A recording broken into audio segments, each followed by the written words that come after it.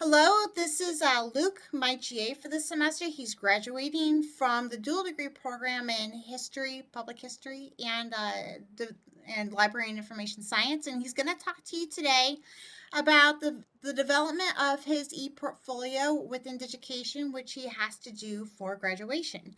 So, Luke, please take it away and demonstrate to students what you've done so far. Yeah, sure. Thank you for that introduction, Dr. Angel. Hello, everyone who is watching this video. We wanted to create this to kind of walk students through the process because it can be pretty intimidating to uh, hear that you have this end product that you need to create, but the steps you need to take to create it can kind of seem daunting at times. I know it certainly did for me. And so this is to offer some advice on how to kind of break up that work that needs to be done, and how to hopefully avoid some of the issues I had throughout my process. So I'll start by sharing my screen. Let's see. Am I wanting to share? I think it's, oh, wait, I think I can share this. All right, can we see my screen here? You're good to go. All right, so you can see that I've created a folder, and inside of this ePortfolio folder, which is on my desktop, I've created different folders. I've created one for each artifact that is going to be included in my DLIS ePortfolio. And then when I click in these folders for the artifacts, there's a document for a description, there's the document for my reflection. Both of those are going to be taken and embedded into the Digication Platform, which I'll talk about in just a few minutes. And then I also have the artifact, the assignment that I'm using to justify my understanding of the learning outcome, which I'm talking about in each artifact. And so, like I said, each one of these folders has the same sorts of documents. There's one description document, one reflection document, and then the artifact which I'm defending. There's also a couple of other folders I've created here. We've got supporting documents, and in here, I have included some of the resources that are available on the DLIS LibGuide, and that's probably going to be one of the students' go-to sources throughout throughout their program, really. But especially when you start constructing your ePortfolio, you'll want to use these resources because, as they mention in the webinars, which I highly suggest students look at, there's nothing hidden about this process. There's nothing hidden about the project. Nobody's trying to trick you. So everything is available that you need. The rubric pretty much breaks down exactly what the graders of the ePortfolio are looking for. And so what I did is I would use these different documents using both the excellent category and the unsatisfactory category while writing my description and reflection. And I use the excellent category to, of course, see what the graders are looking for. You want to make sure that each one of these, it's almost like a checklist.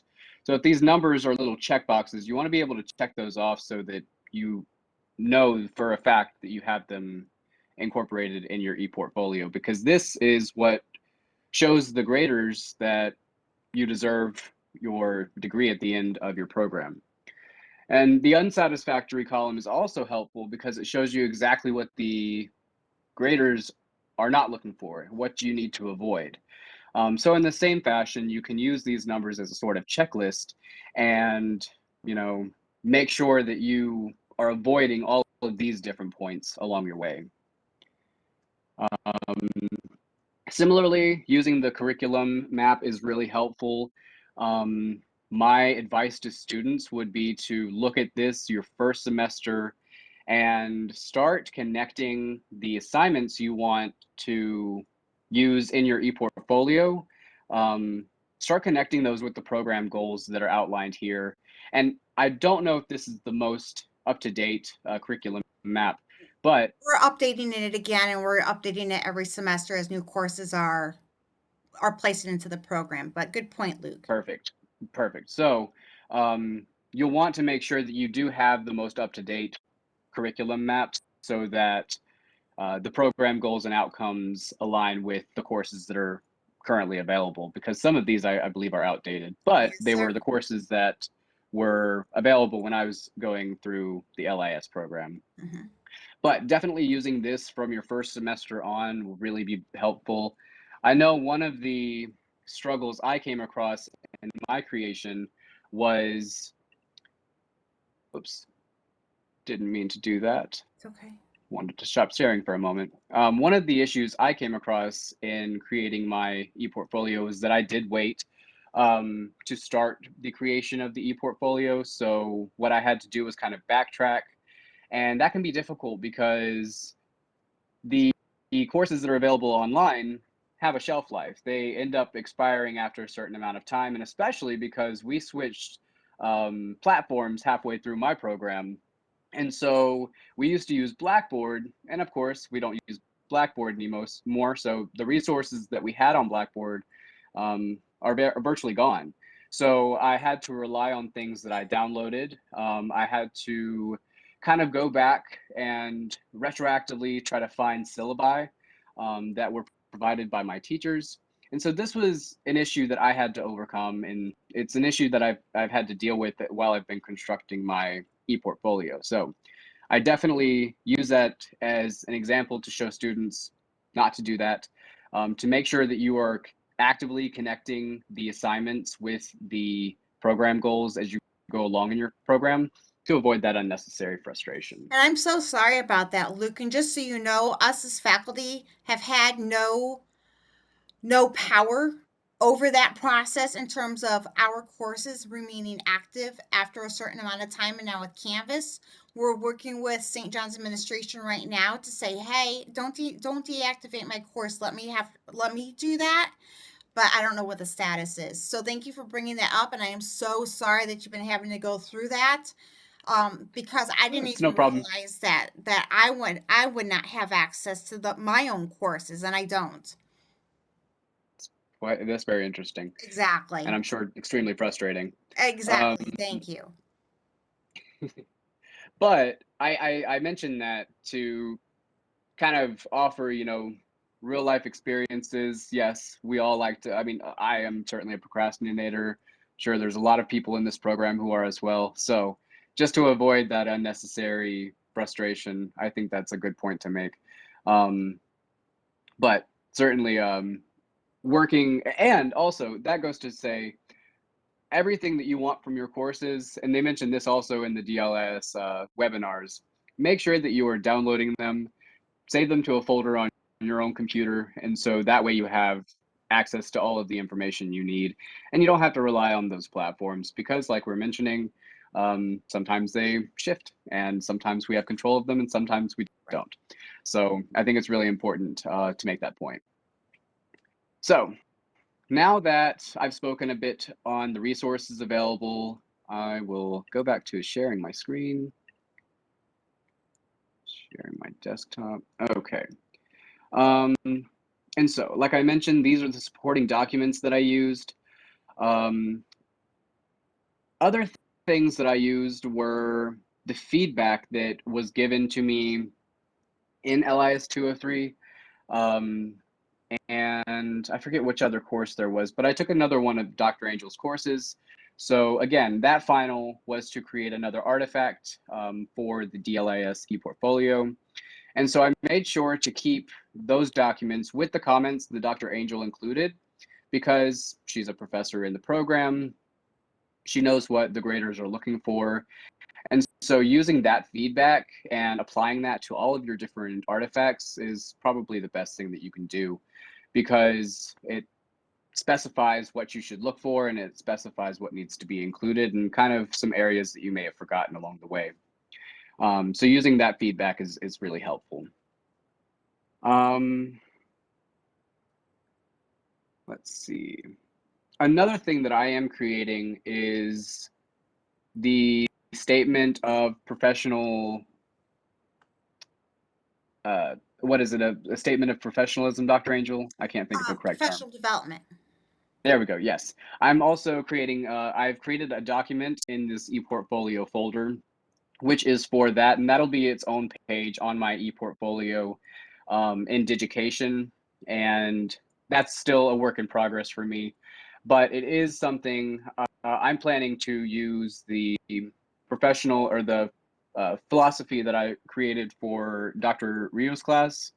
And I plan to expand on that paper that I wrote in my first semester of the LIS program to reflect the kinds of changes that I've gone through and definitely the things that I've learned, because throughout the different experiences I've had in the program, I've definitely become a little bit more knowledgeable about what I think the benefits of this profession are and kind of the benefits to society we can provide. So that's a big part of the development statement, is showing that development, showing that you have uh, developed throughout the course of this program. Now, I'm going to share the Digication Platform that I have worked on. It's by no means near complete, so take that into mind as I show you guys. I have come up with an appropriate color scheme, which is really important to consider. I've also kind of inserted some of the elements of the required elements for the ePortfolio. I've incorporated those to the platform. But what you see is essentially some of the work that was created while I was making the initial uh, posts for the LIS 203 and the other course that I took of yours. So I will share my screen. I believe this is Google Chrome that I'm on. Yes. So sharing this, and oh no, there's a bar. Here, I'm going to stop sharing. I'm going to open this up. There we go. Try that first. All right. Here we go. Yay! We can see the ePortfolio. Yep. Okay. So, like I said, this is the Digication platform that students will use to create their ePortfolios. As I mentioned, this one is not near done, but it kind of shows you what your starting place might look like, because as students of LIS 203 and other courses of Dr. Angels, your final exam will be creating the different elements of your ePortfolio, which I will mention is really helpful because it literally forces you to do the work. You can't sit to the last minute and not do the work. So I would say the more courses you can get that are like this, that kind of have this opportunity to kind of force you to work on this, I think the better. But we start off with the About Me page. I've created these different tabs. This isn't how it will exist when I complete the ePortfolio. I'll probably end up using a drop-down menu, which is a pretty popular um, a pretty popular system that students use, just because it's very clean, and the drop-down menu can just kind of give you access to all of the different learning goals at once instead of having to click on this different bar. Makes it a little bit more attractive. So I mentioned we have the introduction. This is also something that I'm going to work on developing, because this was the introduction I wrote when I was taking LIS 203. Obviously, my experiences have developed a bit. My understanding for the profession has developed quite extensively. So I'm going to kind of tweak this to make sure it's more representative of what I know now. Um, and then the About Me will probably change as well, again, because of the progressions I've made throughout the program. And I will certainly fill this empty space, because we do not want empty spaces in our web pages. But I That do is a like the way you've strong no. chunked out your page. Thank you. I appreciate that. And another thing that students should watch out for is texts, because this is a digital web page. You want to make sure that texts are easy to read. You want to avoid red text wherever you can, because that can be hard for people with if they're colorblind. That can be an issue for people. So these are things that you want to kind of take into mind Because if you're going into the profession and you're creating web pages for whatever organization you work for, even if it's like a LibGuide, I mean, these are kinds of things that you want to be cognizant of, because it's going to help diversify the audience that you're able to reach. We also have a tab where I have included the latest version of my resume. And then these are the learning goals that I created for. Okay, so it was LIS 257 that I created this artifact for, and then I created this artifact for LIS 203, and this was my hidden heritage blog post.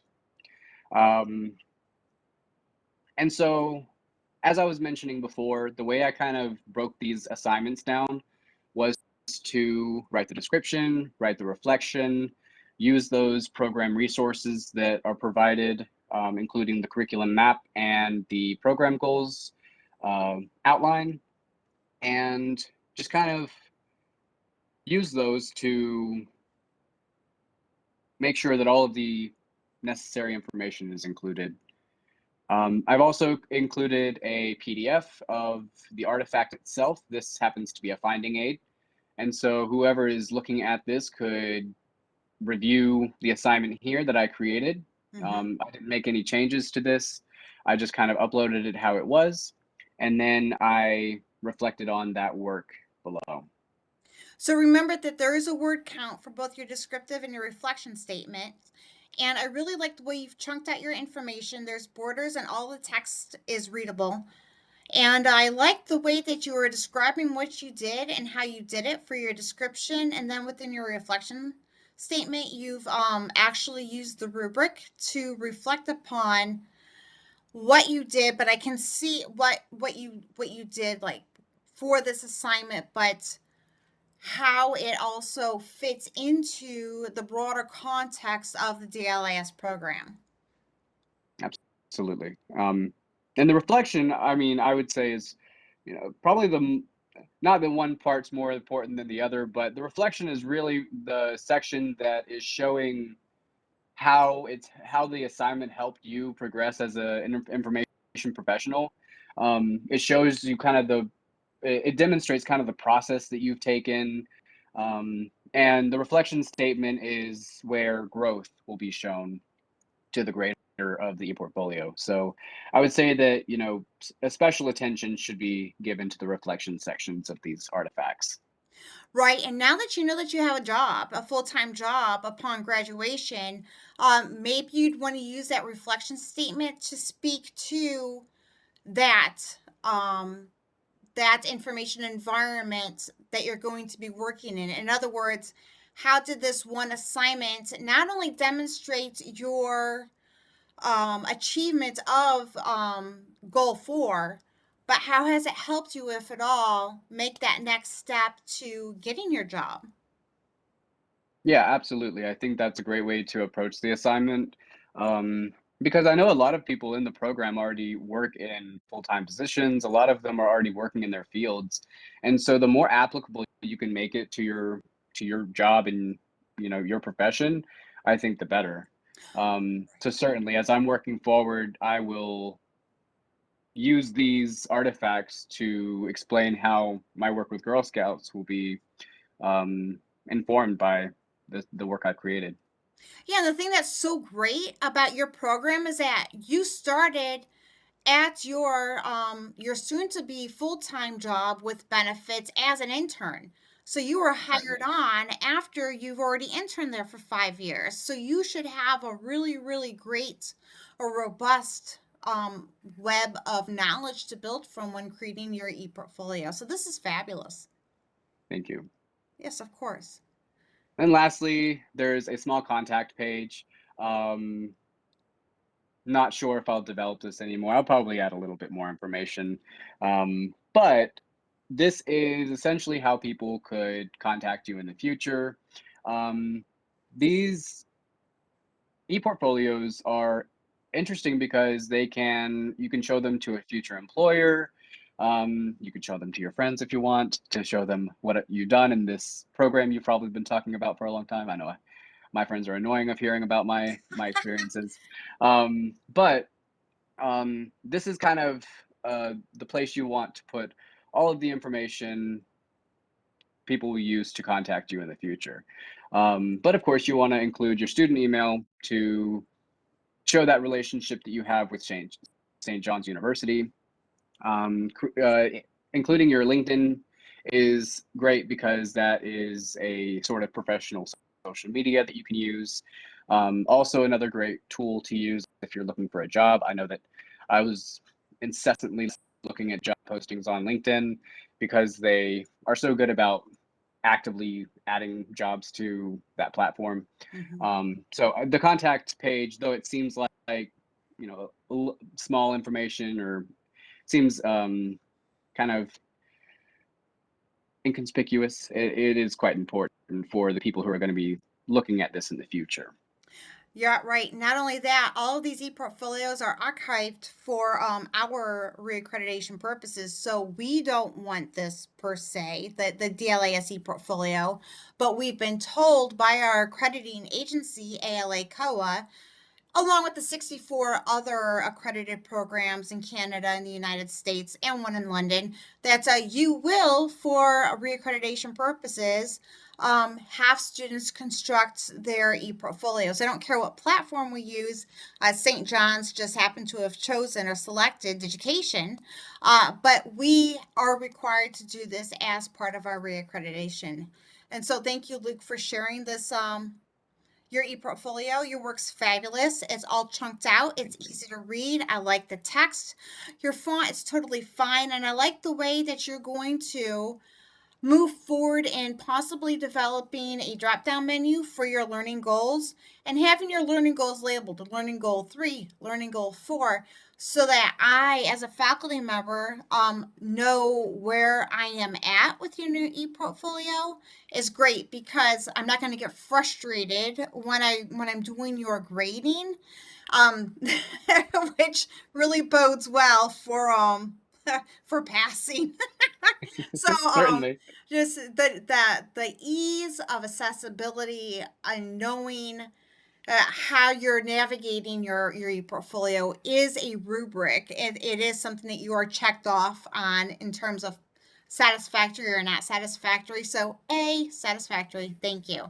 So thank you so much for sharing your Certainly. e-portfolio. But I just want to ask you one more question. If you were Sure. to advise students on anything in the construction of your e-portfolio, especially since you're graduating at the end of the semester, what would you say? Work on it from day one because that was probably the biggest mistake I made in my process was waiting um, to a pretty late point in my program to really start thinking about it. I mean, really the only consideration I gave before the last few months to this project was the assignments I made for LIS 257 and LIS 203. And so, sure, that's a good foot in the door towards the ePortfolio. But as far as reflecting the development of myself, my professional development throughout the program, um, now I'm having to go back and retroactively kind of create that content. Whereas I could have, almost, I mean, if you like keep a journal of yourself or like your thoughts throughout the program that are kind of like specific to your academic world and kind of specific to your schoolwork, I think that would be really helpful because then you can go back and literally see what you were thinking, kind of how you were feeling, and you can put that information into your reflection. You can use that to defend the work you've done in the program. Um, and so not having to go back and do all of that stuff retroactively would be really, really helpful. And also going back and just watching the ePortfolio webinars that have been created in past semesters. The ePortfolio webinars that are available on the LibGuide are really helpful because they have faculty and staff who are aware of what's being looked for, and they have really good information in them. So just really Utilizing the resources that the department makes available with regards to the ePortfolio, and then also, like I said, not waiting till the last minute, making sure that as you're working through the program, you are connecting the assignments with program goals that might be applicable, is extremely important. Wonderful, wonderful. Thank you so much for your time today, Luke. I really do appreciate you sharing your ePortfolio with everybody else. Certainly happy